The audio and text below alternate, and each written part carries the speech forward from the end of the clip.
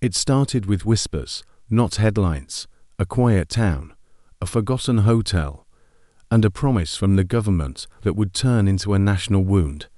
But when Epping Forest erupted, Britain saw something it hasn't seen in decades: citizens standing against silence, and a government pretending not to hear.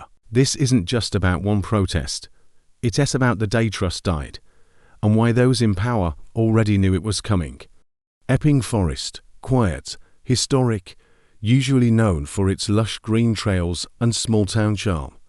But over the past months, that peace started to fracture. It began when the Bell Hotel, once a family run-in, was converted into temporary accommodation for asylum seekers. On paper, it sounded like compassion. In reality, it ignited fear, frustration, and deep division. Reports started surfacing. Alleged assaults, police reports, parents changing walking routes to schools, community meetings spilling out into the streets.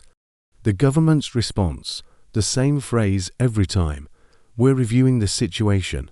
But review turned to inaction, and inaction turned into anger. For 4 months, that anger simmered beneath the surface until the court's final ruling dropped. The hotel stays open, the asylum seekers stay. And Epping's trust, it broke by the morning of November 11th, Remembrance Day. Epping was already on edge. The irony wasn't lost on anyone. A day meant to honor sacrifice became a day to witness betrayal. Locals gathered in silence first.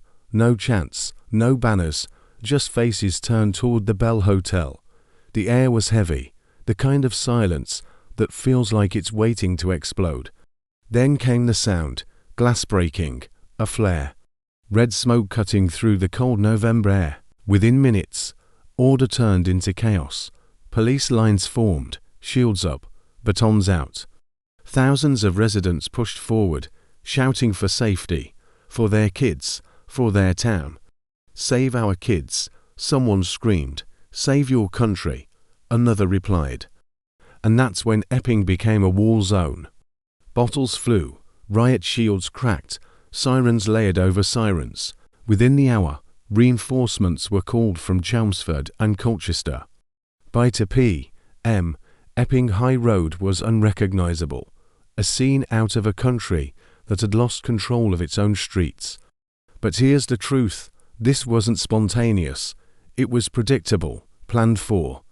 Because 3 days before the riot, someone inside Westminster already knew it would happen. On November 13th, just 2 days after the chaos, a leak surfaced. A document marked Containment Metrics, Epping Operation. It wasn't a rumor. It wasn't speculation. It was a government file, dated before the protest. Inside, forecasts, crowd estimates, even acceptable damage thresholds, cost tolerance, £5 million, trust impact, manageable, public reaction, emotional, not systemic. In one line, the truth was laid bare. They didn't care that it would happen. They planned for it. They just made sure it stayed within budget. Citizens weren't citizens in that report. They were data points, risk variables on a spreadsheet. And when the file leaked, the government didn't apologize. They hunted the leaker. "We condemn unauthorized disclosures of sensitive documents." Read the statement. Translation: "We're not sorry we did it. We're sorry you found out." But the real shock came next. Videos of the protest started vanishing. Clips that had millions of views disappeared overnight. Copyright claims, content removals, account bans. Journalists began asking questions.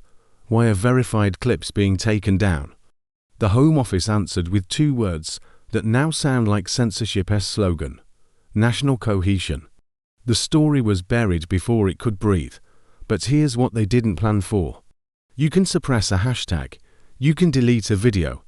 But you can't delete memory. Epping didn't forget.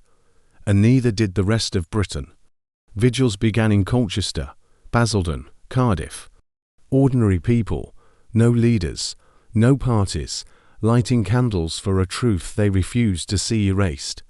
And then came something extraordinary. On Epping High Street, A small cafe taped a handwritten note to its window. It read, "No sides, no cycles, just decency." People lined up to sign it, locals, migrants, even off-duty police officers. By nightfall, every shop window carried the same message, written by hand, shared without instruction. Epping didn't wait for the government to fix trust. It rebuilt it itself. That's the part no news outlet showed. Because it didn't fit the narrative of division. It didn't make for easy outrage, but it made for something far rarer, unity without permission. The headlines have already moved on. But Epping hasn't, because what broke there wasn't just windows or budgets, it was faith. Faith that the people in charge still listened. Faith that silence meant safety. Britain isn't choosing between left and right anymore. It's choosing between memory and denial, between facing what happened or pretending it didn't. And if you're watching this right now, you already know which side of that choice you're on. 95% of people never subscribe. Be part of the 5% who actually know what's happening before they erase it. Because silence isn't safety.